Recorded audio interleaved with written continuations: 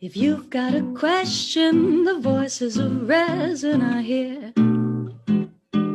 Oh, PlastChicks. PlastChicks is an SPE-sponsored podcast. Well, hello, Madam President, or what's your, I guess your official title now? Are you Lady Chair? What are your, like? Lady Chair, I believe that's on my card. Chair. I am chair of the executive committee of SPE. So congratulations. I'm so happy for you. So proud of you. You're amazing, and I'm just happy to be in your orbit. Wow, that is too many compliments that I was not expecting. It's not that early, but it feels like it's early. So I'm going to take a book out of Taylor Swift's page and I'm going to say, thank you for saying that. I know, probably. I mean, it's 11 a.m. where you are. You're probably used to getting yelled at by at least 4 little boys 20 times by now. Oh, one is 6, so he's very much sleeping, so he hasn't yelled at me. So it's convenient for me, really. And the other 3 are at school, so we're good. We're in a state of calm right now.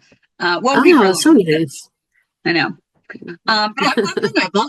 And I'm Mercedes Landazuri. And with our powers combined, we are PlastChicks. PlastChicks. The voices of resin. We are. And you can listen to us. Oh no! I think we're doing the delay thing again. It's a bad delay today. Yeah. You know, it is January when we're recording this episode, and there is a big storm brewing across most of the United States. So we're going to blame that for any technical issues we have today.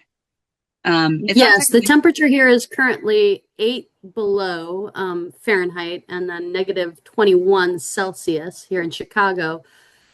So, you know, if we encounter any freezing, that might be why. Yes, we're going to blame that. But in the meantime, if you need something to do while waiting out a storm, you can listen to our podcast.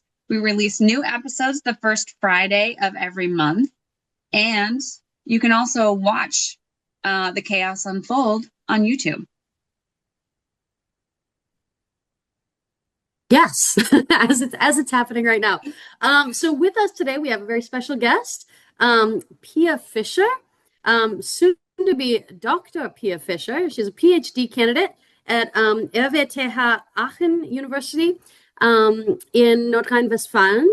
And she has been research assistant and PhD student there for a few years and is soon going to be moving on to industry as a plastics engineer at Puppermann GmbH & Co. So Pia, thank you so much for joining us today. Thank you so much for having me. I'm really excited. Yeah, so we first met last year at AmTech in 2025. You were the best paper in the injection molding division. So congratulations. Obviously, the best paper of the injection molding division is just the best paper. End of statement. Lynzie is very heavily injection molding biased in everything she does. Strong bias. So I will take no other processes. That's a lie. I do love all processes. I just have favorite child, and it's injection molding. So let's start with your origin story. What pulled you into plastic processing, and then, you know, before you kind of wrapped yourself up into the exciting world of sustainability? Yeah, so perhaps one little anecdote. I'm in the process of moving, and before all of this wasn't empty, my plaque of the SPE was just standing right there. Oh, I was okay. very proud that I earned it. So just a short note on that. But yeah, how I came into plastics, basically I started studying at RWTH University for business engineering, which is a combination of economics and engineering. And in the engineering part, you can choose what kind of engineering you want to do. So basically industrial engineering or mechanical engineering. And I focused on materials and process design. And within that department, it's mainly metal. So since the university, it's a historical thing, kind of. They focused on metals for a long time, and plastics just came in the 1950s. And then we built a chair in plastics as well, but they kind of didn't morph yet. So plastics wasn't that big of a focus. And in my bachelor's degree, I started to looking into different kinds of topics I could research on. And when I started with my looking for a topic for my bachelor thesis, I found a topic that combined both things. So there was my predecessor actually, who was then my supervisor during my thesis.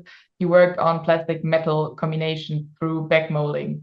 So basically, I saw that and I was like, okay, I can bring something into that because I know some stuff about metal, and I want to learn new things. I want to learn about plastics. So I used that to kind of, weave a little bit into the plastics engineering part. And then later on, I had really fun in doing that. I really enjoyed injection molding, so I am a little bit biased as well, I think. Doesn't. And then the team and the whole injection molding department, they're just really caught my attention. So I stayed as a research student first, and worked during my master's thesis and during my whole master. Also did my thesis at the IKV, so the Institute for Plastics Processing at RWTH University. And then afterwards, they were like, don't you want to stay? Don't you want to do more research in plastics? And yeah, I kind of love the whole concept of the institute, how researchers work together, the different departments. So I decided to stay and dive deeper into plastics. And yeah, since then, I'm not doing basically any metals anymore at the moment.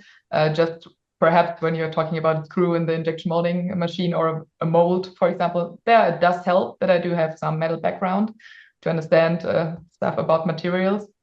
But yeah, I mainly focus on plastics now and really enjoy it. Mm-hmm. Now, so what was it that interested you in materials to begin with? Like coming out of like gymnasium, like were you already in like Nordrhein-Westfalen and you just knew about this school or how did that even come to be? So yes, I was already in North Rhine-Westphalia. So I come from Düsseldorf, about 2 hours away, or 1.5. But that wasn't the main reason. Basically, I found business engineering very interesting. So the mixture of economics and engineering. And most of the universities in Germany, they only have the mechanical engineering department when doing business engineering. And I was more interested in chemistry at school, and then kind of had the focus on materials more than mechanical engineering at the beginning. Now I'm doing my PhD in a faculty for mechanical engineering, but I'm not telling them, so I think it will be fine. But yeah, so I don't know, I just kind of found materials more interesting than industrial engineering, and I really enjoyed that RWTH allowed you to choose that from the beginning. Mm-hmm. Wonderful. Now, you've almost completed your PhD. It's just within reach, right? Now you've hinted that the structure of doctoral programs in Germany is very different than those in the US. Can you tell us a little bit about that? And is there anything that surprised you most when you started? So that's mostly based on what I've heard from PhD students from the US, but I think you have a lot more courses that PhD students have to attend, and mostly one research topic. And as much as I know, you do have to pay a lot more for doing a PhD in the US. It's the opposite for us. We actually get paid during our PhD, so that's quite a bonus, I think. Other than that, I think I hope a lot of the stuff we learn you do in the US the same way, but most of the time for us, it's not being a PhD student that what makes us what we do. So we do a lot of project engineering, we do a lot of project management, project acquisition. We work very closely with industrial partners in projects, in bilateral projects, in government-funded projects. And I think our professor likes to say he teaches us skills, he teaches us project management more than just doing research in your one niche, for example. So we also teach, for example, but we also, we try to focus on learning a lot more than just your niche topic, perhaps, is basically what I think is a great thing. Perhaps what's also interesting or not very common, not even in Germany, As I said before, I haven't finished my PhD yet. I submitted my dissertation, and at the end we have to do a presentation and we have an oral exam. But the presentation cannot be on your dissertation topic. So basically, I have to do a presentation, 45 minutes, about something else, because they want you to show that you can talk about a research topic or a scientific topic that's not yours, but you can still answer questions afterwards. And oh, man, that would give me such anxiety. yes, thank you. I saw Lindsay's face when you were mentioning that. You can't. You definitely can't be a one-trick pony as a PhD student in Germany, is what you're saying. Yeah, it's quite interesting because basically you could talk about anything. So it just has to have some scientific twist, as you could say. But yeah, a lot of people are, if you talk about family and they come and they all like, oh, it's so great. I finally get to know what you did the last 5 years. And we're all like, yeah, no, you won't. So I will just talk about something else, but you can ask me later. So yeah, that's something that I think is quite special for our faculty, and quite interesting. Now you mentioned real quick, that the university does a lot of work with outside organizations, with an industry. And I read on Puppelmann's website that they do work with universities. Is that how that connection happened with your future employer? Yes. So I know them because we work together with them. I also knew them because they're quite a big converter in Germany, and especially they specialize in injection molding. But yes, I did have some projects with them beforehand, and when I saw that they have an open position, I was just like, yeah, great. So, yeah, it fits quite well. Man. Yeah. I have to say, sorry, go ahead. It was quite a good coincidence, or a good timing, I might say. I have to say, Puppelmann's website is for a converter is totally different than any other I've seen in the industry. I mean, it almost seems like a brand owner's website. I don't know if you got the chance to check it out, Lynzie, but it surprised me. It was nice design, and it was refreshing for plastics converter, their website. So yeah, I'm very excited. Are you saying that a lot of injection molding companies in the or plastics companies do not have the latest and greatest websites? I'm just saying it was in 1991. I'm saying maybe go and check out the Puppelmann website. It's something different. It was a breath of fresh air. All right. Yes. I think that's also that their spirit is really great. So I'm very excited. Yeah, that's like what's the old adage? If you have like a nice front door, like the house is probably going to be like it's supposed to be like a more welcoming spirit or something like that. I don't know if that's a real thing, but I feel like someone told me that once and I took it to heart. So moral of the story there is I'm pretty gullible and you could tell me anything and I will believe it years later. You really hit like a really tender spot for us right now, because our front door, which was just painted and it was beautiful, we got compliments on it. Like I chose the color, of course. It's in this cold has started peeling like in a really bad way. So we're looking like a haunted house out there. Sorry about your health problems. Oops. Well, so you mentioned that you within your doctoral program there was a program that was specifically designed for female PhD candidates with like industry mentoring and like some self-development like baked into it. What was that experience like? And how did it translate to something that was actually valuable instead of just like a nice to have kind of checkbox thing? Because sometimes those, in theory, there are things built for women only, and they come off more as a, corralling of women as opposed to a valuable system to build women. Yeah, no, it's really great. It's called Tandem Doc. It's a PhD program where you can apply to at RWTH, and they take about 15 PhD candidates every year.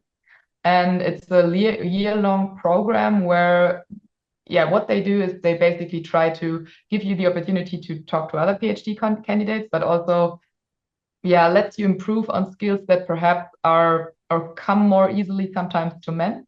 So they try to, help out there. So one important step for me, or one important thing there, was they connect different PhD candidates from different majors. So you kind of get out of your bubble a little bit. So we had people from medicine, from social studies, from engineering, from math. So you saw a lot of different kinds of PhDs, but in the end, everybody of us kind of had the same problems or the same fears, or we were talking about imposter syndrome a lot. And it was so helpful to see that it's not just you, but that all of us perhaps could need some help from time to time and improve our skills, because it was on giving presentations, on project management, learn about your own values, learn to stand up for yourself. And I think sometimes women do lack some of those qualities, or can lack sometimes. And it was really helpful to see how we could push each other, support each other. And yeah, basically to see we have all similar challenges and we can help each other overcome them. And the other key aspect, which I thought was a great idea that they did that, was that they have one-on-one tutoring by a mentor, which can be someone from the industry. It can also be a professor from another university if you perhaps want to stay in academia. And I met my mentor during my internship I did between my bachelor and my master. And she was in a relatively high management position, basically my supervisor's boss. And I had the chance to work or get into a lot of meetings where she was in, and she had a very impressive way of working with people. And she had a very impressive story on what she did and how she got where she was, and how they had to, once she went on maternity leave, they had to they had to put two men on her position to fill what she did beforehand. I love that. So stories like that, and she was just such a great person, and she was delegating so well. And I saw a lot of people in management during my internship, and I thought a lot about how they worked with people, and I just found her very impressive. So when the time came to choose my mentor, I wasn't even sure she would remember me. It was like 3 years after my internship. And we had to give the name of the person to the program, and they would contact her and ask if she would be willing to do it. So basically they did that, and then she asked, okay, who is it? Could I have a name? Because they tried to do it anonymously. Mm-hmm. And then later on she told me, yeah, I did kind of remember you. I know where to put you. And she was happy to do it. And we spent, I think once a month we met online and sometimes in person. And she just, helped me through a lot of processes that you don't have a lot of people to talk with about, and where you need to. So it was so awesome for me. She gave me tips regarding job applications, how she does her management strategies, how she became who she is now. And I think this kind of mentoring is something that's really sometimes missing in your PhD or just university academia bubble, because she gives you a real perspective on what's going on later on. Because when you do a PhD, you're in university overall for about 10 years, and you don't really know sometimes what will be going on the outside. So it helped a great deal. And I think this program really, really brings a lot of value to what you can do at the university. Sometimes I didn't know that this program existed when I started my PhD. So I tried to always tell everybody or other women in my institute about it, because I think it's a great program and a great thing to do. And I really enjoyed that. Very cool. Now, is that a program that's at multiple schools in Germany, or is it just specific to RWTH Aachen? So I think there are mentoring programs at other universities as well. This one is specific to RWTH. So it was a program they built at one institute which focuses on gender equality. And they have a whole concept of programs where they do stuff like that. But I think mentoring in general is possible at different universities overall. But for me, it also was something where I learned that I want to be perhaps a mentor later on, and I want to support younger students to talk about stuff, to learn stuff. So it's very inspiring. Very cool. Now, with your work at your internship, and then of course also in your studies, you've worked across hybrid components, back molding, digitalization, also assistance systems, and then it seems like you kind of zeroed in on post-consumer recyclates. Was that shift intentional, or, did sustainability kind of find you? Sounds very philosophical. I think kind of both. So I started out, as mentioned before, in this plastic metal hybrid area. And then, of course, the projects we do are also guided a little bit by what's the focus of government funding and overall interesting and recent topics. So digitization, for example, is a topic we work a lot on. So I kind of shifted into this direction and did a project focusing on assistance systems. And during that time, recycling also became more and more important. In our case, at first, mostly in the extrusion and analytics department, because they were the first ones to get new regulations and everything, and they had to change a lot of stuff. And when the chance came for a project on recycling, which would not only focus on extrusion, but also on injection molding, I kind of jumped on it and said, yeah, I would be very interested in doing that. And then I kind of took my deep dive into this project, and it was I would say, very broad project description. So I had a lot of freedom, which was hard at the beginning, but it also allowed me to choose what kind of areas of recycled processing I wanted to look at. And I could explore different areas, and then had the chance to focus my research and in the end my PhD or my dissertation on recycled processing, focusing on HDPE and PP, and also could generate 2 follow-up projects from that. So it was very interesting. I kind of tried to build up this whole recycling group or recycling work area in our injection molding department. So it should be named after you, that entire area. Just have not so sure about that. You posing with your injection molding plaque. You mentioned your dissertation was focused on injection molding with post-consumer recycled polypropylene and high-density polyethylene. I think there may be a lot of people that are kind of on the outer layer of sustainability that like want to get involved, and they're like, oh yeah, let's do that. That sounds super easy. And then they go, oh God, this is post-consumer stuff. What do we do? What's some of the biggest misconceptions that people have in that space of post-consumer polypro and HDPE? I think first thing, PP and HDPE, they do have a reason for why they are so hyped in the recycling field, especially in Germany, because they make up a huge part of short-term consumer waste. That's something that we can collect because we have a good collection system in Germany. So it's reasonable to start there because we have a lot of it. But the challenge, I think one of the challenges with those materials is that basically you can't separate them 100% because they have similar densities. We have a lot of multi-material packaging. So it's kind of hard to get 100% PP recycled material. So if you have a mixture, you will always have changing qualities. And then as an add-on, you mix a lot of different kinds of virgin materials, which have perhaps a very specific MFR or a very specific application, and you mix them together and you kind of get an averaged quality, an averaged MFR, an averaged characteristic spectrum. And that doesn't really help the case because then you are very constricted in what you do with your material, because you can't say, okay, I want my PCR material with an MFR of 2, and then I want one with 20. No, and most of the time you will get something between 10 and 15, and you have to work with it. But on the other hand, I think it's very important to see it as a chance. So you cannot see it as the enemy because you will have to use the material. And I think one of the misconceptions that we have is basically that we have to make this material the same as virgin material. That won't happen. So it won't have the same processing conditions. It won't be able to fulfill every application's Anforderung.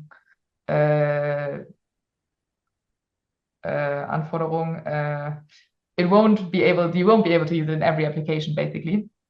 So I think one step would be not to say I'm going to go from 0% recycled to 100% and everything will be fine, but perhaps to start into looking, okay, how can I incorporate some amount of recycled material? I'm going to start with 20% of PP, PCR material. It won't be as scary, perhaps. So I think that would really help a lot of people if they can get away from, okay, I have to change everything to recycled material. No, but you have to get a feeling on how this material behaves and what it actually does to your process and your parts. Yeah, I think you make a good point of like you don't have to do the 0 to 100. I think so many times people are like, well, we gotta start being sustainable, and they're like, we have to do this, and you see like the haters. I was looking through a bunch of like sustainability LinkedIn posts the other day, and you see a lot of people, like companies will announce something and they're like, you're not doing enough, or you didn't do this. It's like you can't just flip a switch and it all goes to like perfection, and it's all closed loop and everything is lovely, and it takes some time into like to work with what you need versus what you have and get to something that's better is better than just sitting behind your keyboard and saying, well, it needs to be perfect. So yeah. That's for the haters. For all the haters. Pia, you published some work on seasonal variation in PCR HTTP streams, which feels very real world meets lab. Can you talk about that seasonal variation that happens, and why does that matter more than most people would realize when they're qualifying recycled material? And so that was a very, very interesting experiment or trial we did, or I did together with a colleague of mine at the IKV. So I think what's very important is everybody's talking about, so we know there are fluctuations. We know that it's not as constant as virgin materials, but not many researchers actually looked into how high are those fluctuations, where do they come from? Can we perhaps expect some more variation in June than we can expect in December, or where does it come from? And we had the chance to collect different recycled batches from one specific recycler. So it was basically the same material with the same material datasheet. Over a period of 6 months, we also went to the recycling facility. We talked to the recycling employers. And it was very interesting because there was a lot of stuff that I didn't think about beforehand, which is very logical, but I don't know, if you were working with virgin material, it's not that important. That, for example, if you have the barbecuing season and you have curry ketchup bottles in your garbage, it will amount to a huge amount of garbage overall. So we were at this plantation or at this recycler, and we saw this bales of recycled material or recycled waste. And you could see like the red bottles of packaging from this one type of ketchup that's very popular in Germany. And they were like, yeah, it's always like that in summer. And people start throwing away their flip-flops. That's a huge problem because they don't belong into the yellow sack, for example. And stuff like that, which I never really thought about beforehand. Or stuff like, yes, of course, around Christmas, we have a huge shift because we have a lot of packaging from presents or a lot of food containers or everything. So stuff that is not really important normally, but now when you talk about recycling material, it will influence your material stream. So you have to think about, okay, what kind of composition do I have along my seasons? Do I wait and then perhaps mix it up, or do I mix with virgin material to homogenize? I was thinking about not saying that word because it always sucks for a non-English speaker, so I'm not going to say it. So you try to mix it all up to make it easier to process. So yeah, basically it was a very, very interesting trial or experiment we did just to shed a little bit of light onto why consumer behavior heavily influences what we can do with recycling material later on. So yeah, that was very, very interesting. And to go back to the haters, you're part of the problem. Yes. So I started at my family event. I started telling people about how you have to separate your shampoo bottles because the bottle is HDPE and the top is mostly PP, and that perhaps you could do that before you throw stuff away because they can't sort it. And my family just goes, "What?" So yeah, it becomes kind of a habit to tell everybody how to separate their garbage. Sometimes it do be the people closest to you. Oh my gosh, yeah. I know specifically who you're talking about, Lynzie. So now as you're transitioning from, graduate research, all the academic side of things, into an injection molding converter that's going to be that's a front runner in recyclate processing. What are you most excited to finally do outside of an academic setting? Besides start your first day on what should have been a holiday for you. Yeah, at least something where I could wear like a red nose or something. Yeah, so just do it. You could probably just wear a red nose. I thought about it. You'll make a lot of friends. Yeah, so I think one of the most important things is that, of course, we do have a lot of freedom in academia because we can also explore very fundamental stuff. There's less economical pressure, so it doesn't all have to be money and on time. But this also leads to processes just taking longer, projects taking longer, and perhaps also developments taking longer. So I'm very excited to see how we can do projects and how we can bring topics into life in like a shorter time period, and not sometimes in academia it feels like you have a good idea, but until you reach the results and reach the finish line, it takes so long that somebody overtakes you in industry because they say, oh, we've already done that now. So now I want to be the one who can say, oh, we've already done that and I know how to do it.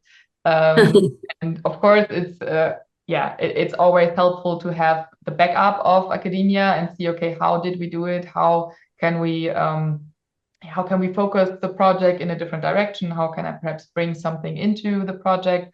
But also, I think this company I will be working at has been processing recyclates for a very long time, so they do have a lot of experience, and I'm just excited to learn from them what of the things that I learn are really important for production in general, or production that has to be economical and has to also be sustainable and still has to write some good numbers at the end so that everybody is happy, because the economy is hard at the moment.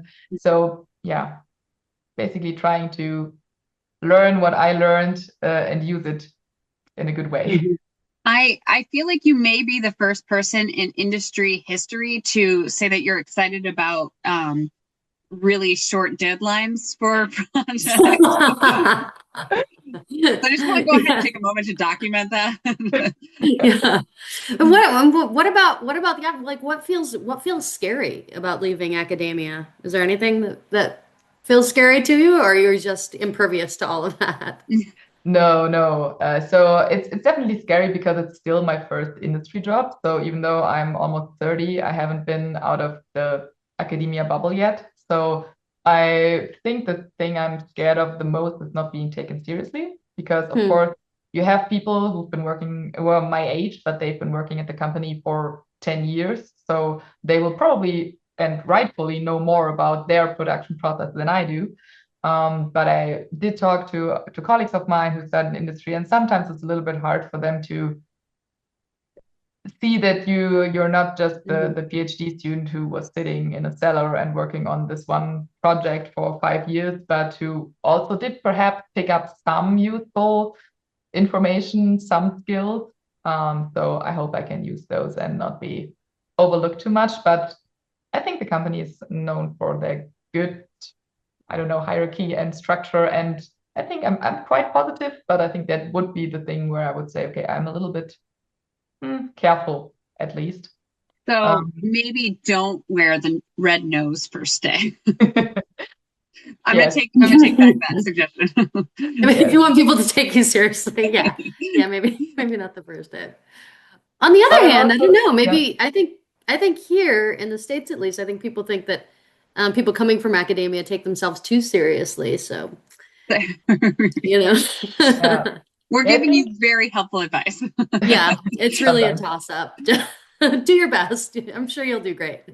I think it will be a little bit easier once I actually finish my PhD defense, because I think one problem with a PhD is that it's always like in the back of your head that when you're reading a good novel, you could actually be reading a research paper.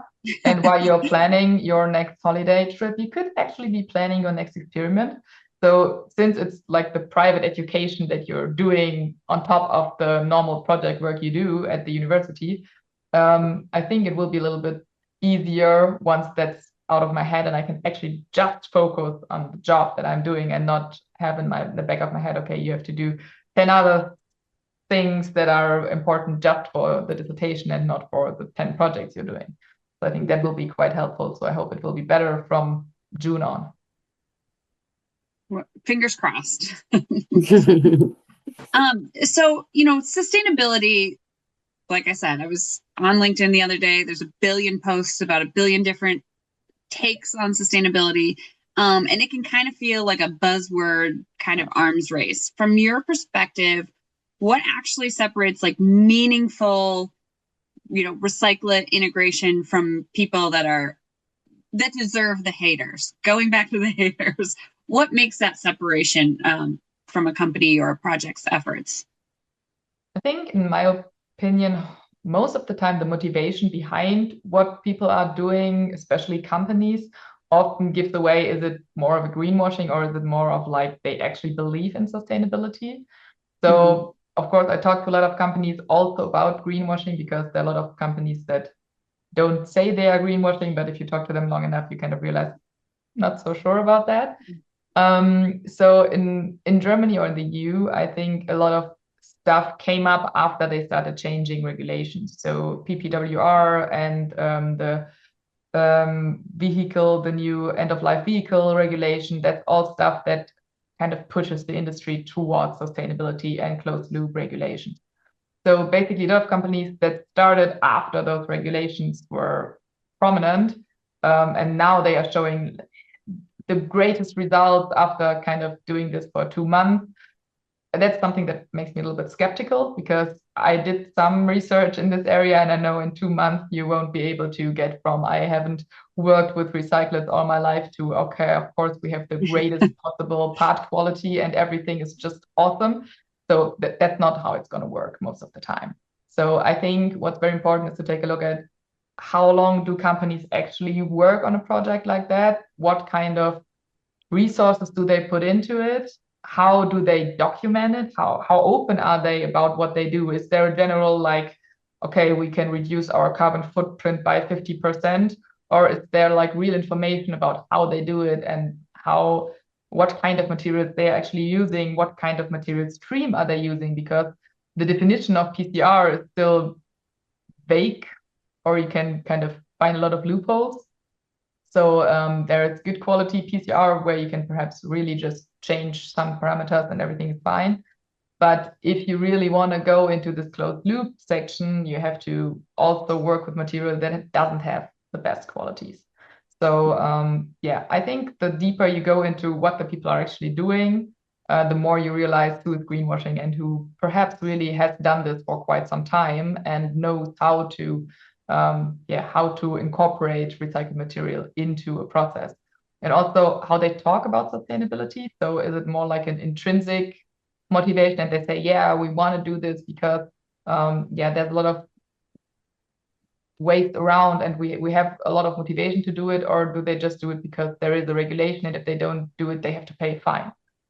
So that's kind of the thing I'm trying always to get out of the companies, but of course it's sometimes difficult.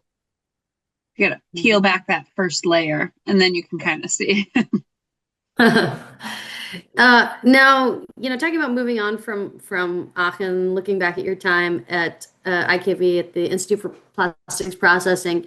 In your time there, you've guided projects, you've mentored other students, and built research paths that others are going to be continuing. So what do you hope your successor or successors now at IKV carry forward? Yeah, so as I said before, there wasn't really much recycled processing in the injection molding department beforehand. So I really hope the projects I acquired but couldn't work on anymore, that they will lead to a better understanding of how this processing works, and also that they find people who are who want to work on a topic like that, because I think sustainability always gets more positive publicity and more good results when you have somebody who actually believes that it's an important topic and not just does it because it's a headline and you have to do it. So I think it's a topic where you have to really get into it. You have to be open to the possibility that your results are all just really, really confusing, because you basically don't know all the information you know about virgin material, and you have 5 samples and you can't use 5 samples because for recycled material, perhaps you need to do 20 samples because your deviations are so high. So you have to have people who can work with a little bit of frustration, perhaps more than in other fields. So yeah, I hope that they find people who have who want to work on sustainability topics, because that really changes how you work in this area, I think, more than in other fields, perhaps.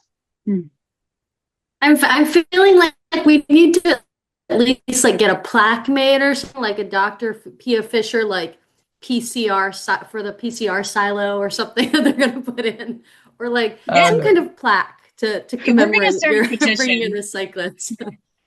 Will your school respond to a petition or a strongly worded letter from 2 podcasters?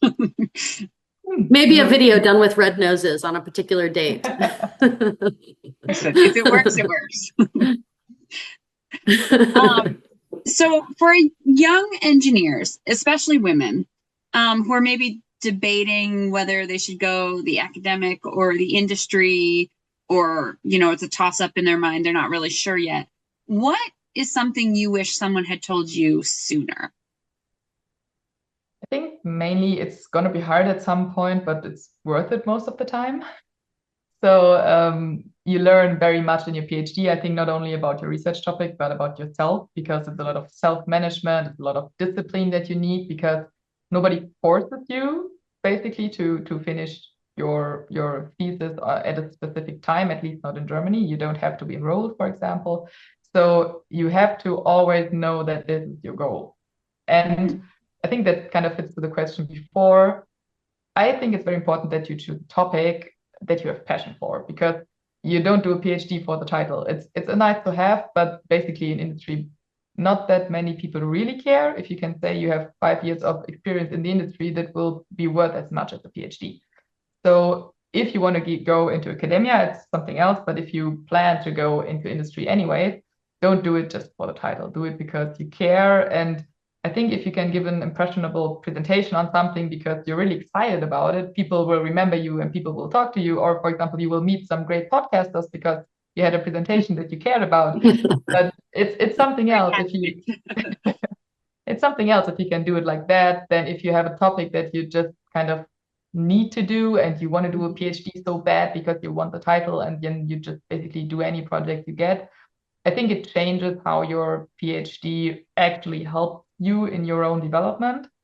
So yeah, I think it's really important that you have passion. And also for women in STEM, I would say make sure that you get other people that you can talk about it, especially in our plastics engineering. So I think this 100% women quota in this meeting is quite not something I'm used to, I would say. So talk to people about it and try to find a mentor, for example, if you want to do a PhD, and make sure that it's really what you want to do, because it's a hard thing to do. And if you don't know if you're gonna finish it, just don't do it. I think everybody has a point also in a normal job, basically, but in a PhD, it's another kind of pressure that you put on yourself the whole time. So try to think about that beforehand. And at the end, don't stress too much, because there will always be a deadline for a paper, for a conference, for anything, a grant proposal. There will always be a deadline. But having a life is also very important. Otherwise, it can be really lonely and long. So try to, this work-life balance thing is also very important during a PhD, I would say. Practicing it from the very beginning. Yes. And for those people that are like not sure where they, like what direction they want to go, speaking about like doing it for the passion of it, do you think there are ways to, still be on the fence and get into this program and find your passion within there? Or do you need to come in knowing your passion? No, I think you can find it. I found it. So I'm kind of a good story for that one. So I did have a lot of interest in injection molding and plastics, but still the topic I did my dissertation on just came around in like year 2.5. So I did have a change between, and then I realized, okay, this is basically what I want to do. So I think you can find your passion, but you have to at least be open to finding something that you really care for. So don't just do it if you want to have a job and you want to work from 9 to 5 and at the end you get your PhD. I think there are people who do it that way, but wouldn't be my first choice. Well, we're almost out of time here, but Peter, wrap us up. When you look 5 to 10 years out, what gives you genuine optimism about sustainable injection molding, and what still keeps you constructively skeptical? Overall, I think I'm generally optimistic because a lot of people I talk to in at least my area, my field, they know how important sustainability is, and it will be increasingly important in the next years. And even though some of this importance is due to new regulations and new government laws, I still think it does help that we are kind of forced to work on it. So I think there will be change, and even though people are forced to change, it still is progress and it still will lead to innovation. But I think the haters we talked about earlier, that they do not make it easier on us. So there's a lot of, I think, misconception about sustainability, especially with people who are not working in the plastics engineering field. So trying to talk to people about why it perhaps can be useful to have plastics in some packaging, and perhaps paper cannot solve everything. Topics like that, just to talk to people about why there are pros and cons about different things, and let them learn, is something that I think we need to focus a little bit more on, because the more people know about the problems and the challenges, the more people can work on solving them. So I think that's something where I hope we can do a little bit more. But overall, I think we are heading in a good direction. I love it. I agree. I mean, I'm not the almost doctor in this topic, but I agree. It's just a piece of paper, so. It's funny, you're the second European woman who has said that to us. Okay. It's just a piece of paper. Yeah, I think Just really downplaying it. Yeah, I think the more it's quite a lot of work that you did. That's true, but a lot of people, the more people with the doctorate you meet, the less impressive it gets, I kind of think. You're just, because you meet a lot of friends in this time of your life. So you are, at our wedding, I don't know, we had like a 50% doctorate quota, and that kind of doesn't make it as impressive anymore. Even though it's weird if you talk about it now, but in the end, you have a lot of people there you just met doing your work, and now they all have a PhD and they are coming to a celebration. And then you look around and you're saying, okay, well, we do kind of still have a little bit of a bubble going on there, even though you're trying to get out of it. I mean, if it just here right now, it just feels like bragging right now. Like, oh, like half the people I know are doctors. Yeah. I kind of wanted to do the opposite. No, brag. Definitely. Well deserved. Well, Pia, almost Dr. Fischer, thank you so much for taking the time to chat with us today. It's been a real pleasure, and we are so excited to follow your career and see what you do. Thank you so much for having me. It really was an honor. If you've got a question, the voices of resin I hear. Ooh, PlastChicks. PlastChicks is an SPE sponsored podcast.